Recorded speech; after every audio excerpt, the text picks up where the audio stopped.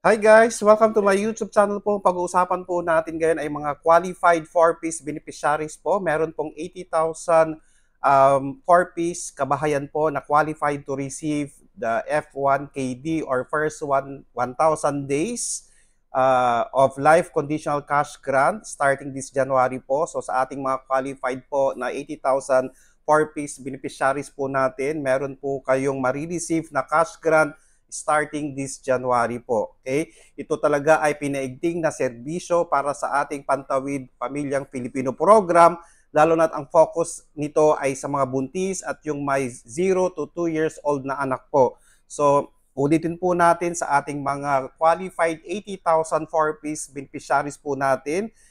Kayo po ay makakatanggap ng life conditional cash grant starting this January po. So, abang-abang na po kayo dahil nga po ito na naman po ay isang programa ng DSWD para po maiangat ang mga indigent po natin na mga kababayan po. So please do not forget to subscribe, like, and share para po lagi po kayong updated sa ating mga videos.